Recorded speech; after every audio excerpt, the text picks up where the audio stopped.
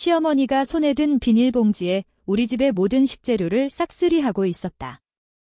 남편이 매달 급여의 절반을 부모님께 보내는 걸 알면서도 왜 이런 짓을 한 거지? 그 순간 나는 복수의 불꽃이 타오르는 걸 느꼈다. 기배신은 용서할 수 없었다.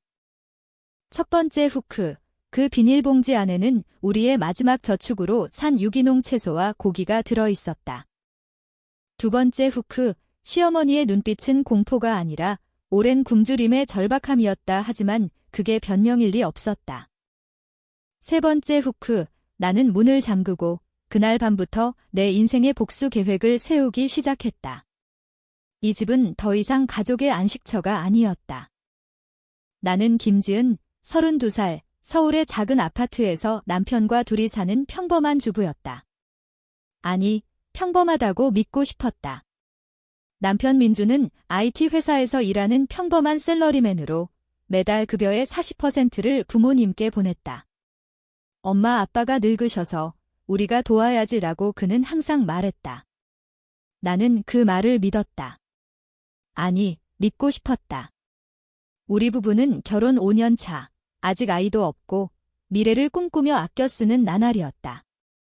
하지만 그 새벽 모든 게 변했다. 그날 아침 5시, 나는 평소처럼 일찍 일어났다. 민주는 출근 준비로 바빴고 나는 커피를 타기 위해 부엌으로 향했다. 냉장고 문이 살짝 열려있는 게 보였다. 이상하다 싶어 다가갔을 때 그 광경이 펼쳐졌다.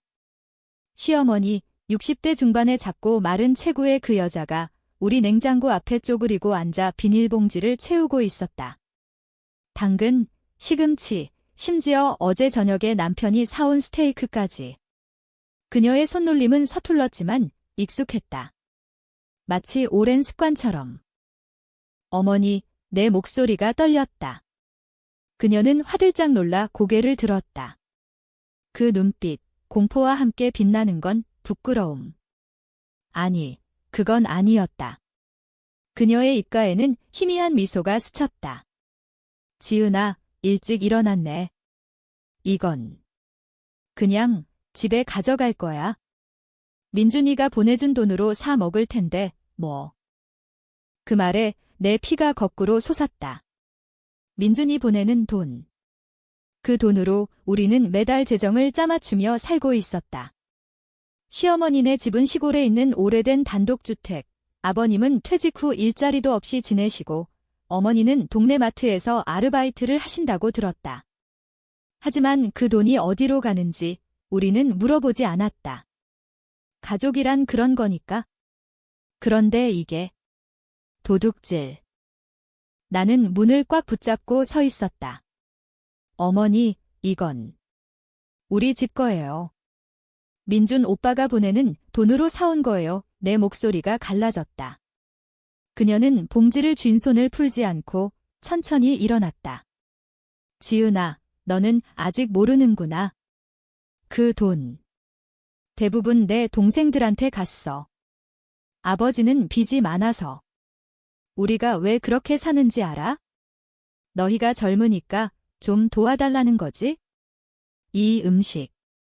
그냥 보탬일 뿐이야. 그 순간 내 머릿속에 플래시백이 스쳤다. 결혼 전 민준과 만난 지 3개월 만에 소개팅으로 만난 우리. 그는 가족을 소중히 여기는 남자라고 자부했다. 결혼 후 시어머니는 서울로 올라오시며 딸처럼 생각할게라고 하셨다. 하지만 그 뒤로는 매달 방문할 때마다 냉장고를 뒤지시고 이거 맛있네, 집에 가져갈까 하며 웃으시던 그 모습들. 나는 바보처럼 웃어넘겼다. 이제야 알았다.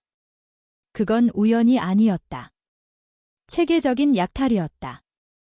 민준이 출근한 후 나는 혼자 부엌에 앉아 울었다. 아니, 울지 않았다. 분노가 눈물을 삼켰다.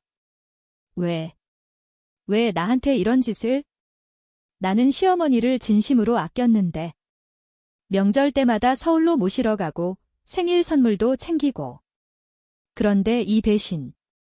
내 가슴이 찢어지는 듯 했다. 그날 저녁 민준에게 말할까 고민했다. 하지만 말하면 가족 싸움으로 번질 테고 민주는 나를 탓할지도 모른다. 내가 오버하는 거야 라고. 아니, 이번엔 다르다. 나는 복수를 결심했다. 공정하게, 하지만 치명적으로. 먼저 증거를 모아야 했다. 핸드폰 카메라로 그 봉지를 찍었다. 그리고 은밀히 냉장고에 CCTV를 설치했다. 아마존에서 주문한 작은 카메라, 5만 원짜리. 설치하면서 내 손이 떨렸다. 이건 가족이 아니라 적에 대한 전쟁 준비였다. 그날 밤, 민준이 돌아오자 나는 평소처럼 저녁을 차렸다. 하지만 속으로는 계획을 세웠다. 시어머니의 약점을 파악해야 했다. 그녀의 과거, 민준의 가족사, 민준에게 슬쩍 물었다. 오빠, 시어머니네 집 상황이 어떤데? 돈이 그렇게 빠듯해. 그는 피곤한 얼굴로 대답했다. 응, 아버지 건강도 안 좋고 어머니 일도 힘들어. 왜? 나는 웃으며 그냥 더 도와줄까 해서 라고 했다. 속으로는 생각했다. 이 돈 정말 부모님께 가는 걸까? 다음 날 나는 시어머니에게 전화했다. 어머니, 오늘 서울 오세요? 민준이가 보고 싶대요. 그녀는 기뻐하며 왔다.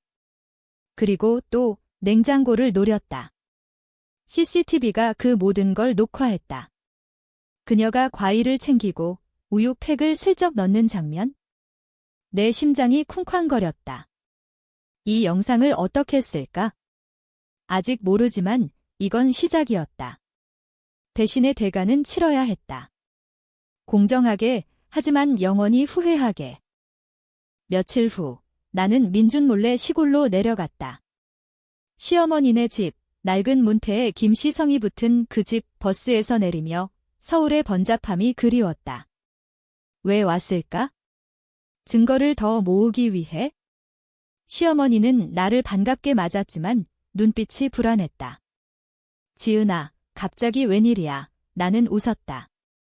어머니, 민준 오빠가 걱정돼서요.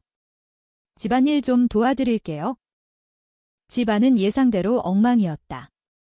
먼지가 쌓인 가구, 부엌에는 빈 냉장고. 하지만 이상한 점이 있었다.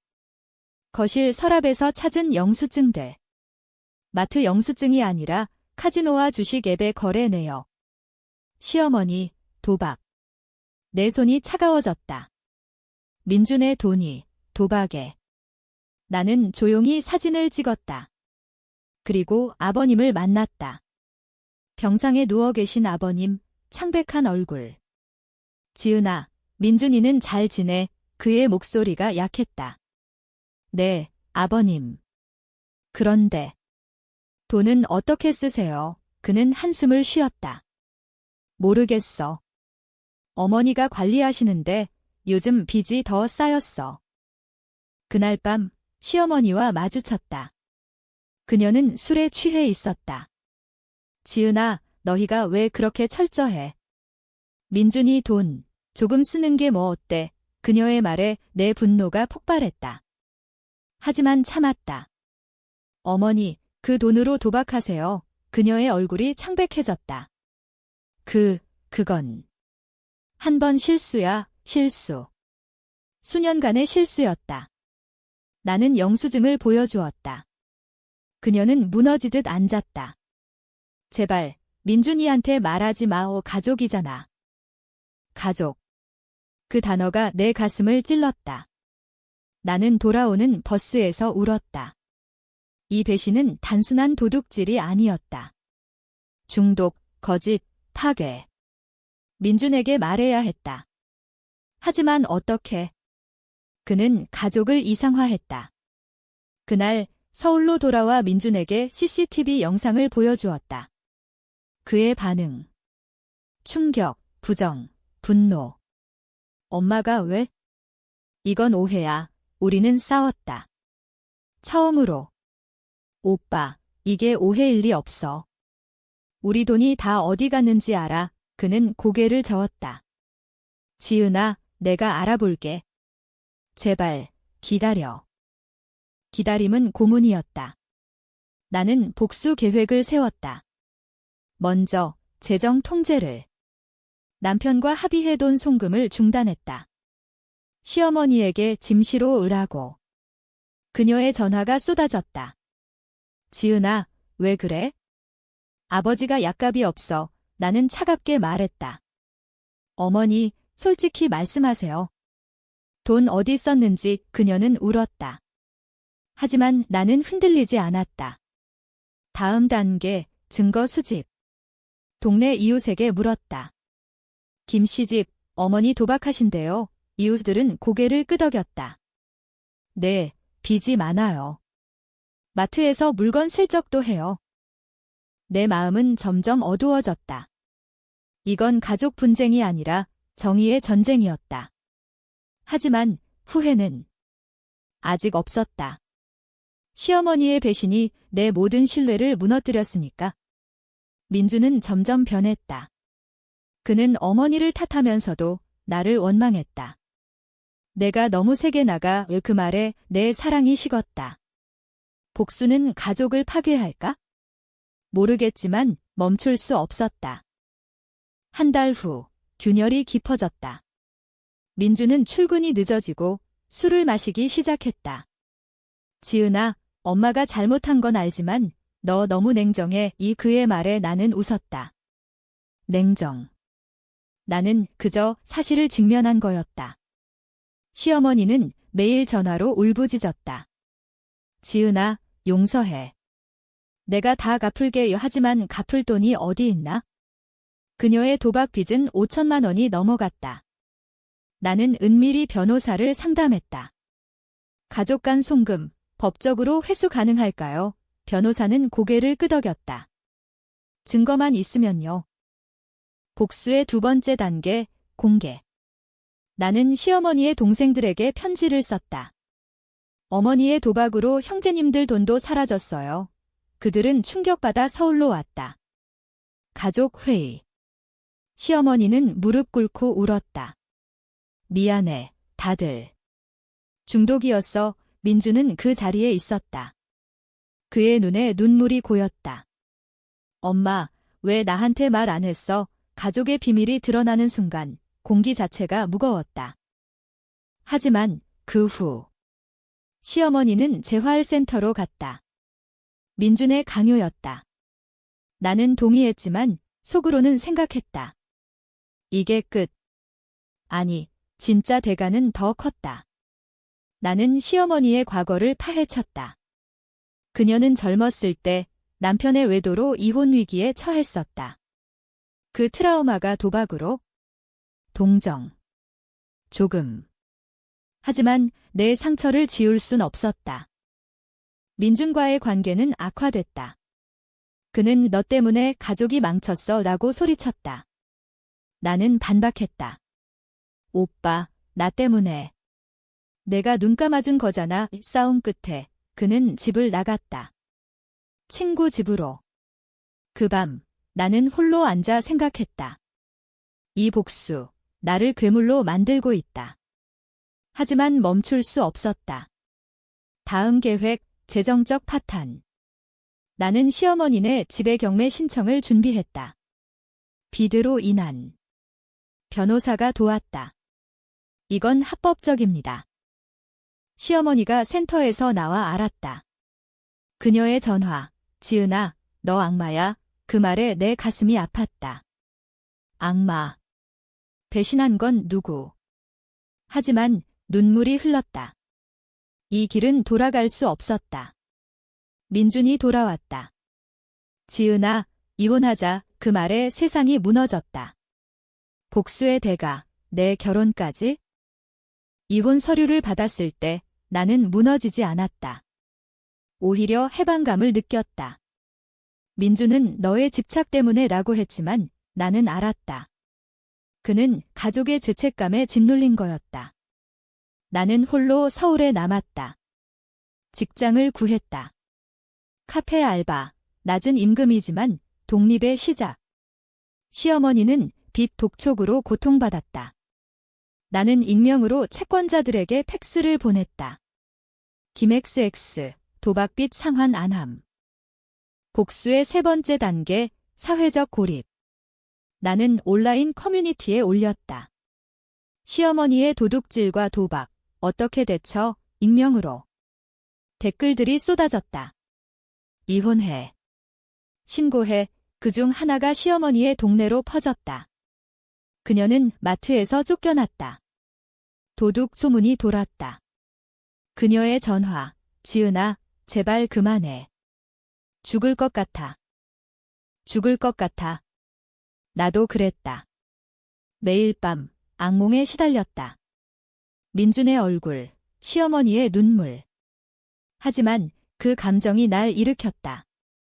나는 심리 상담을 받았다. 당신은 트라우마 피해자예요.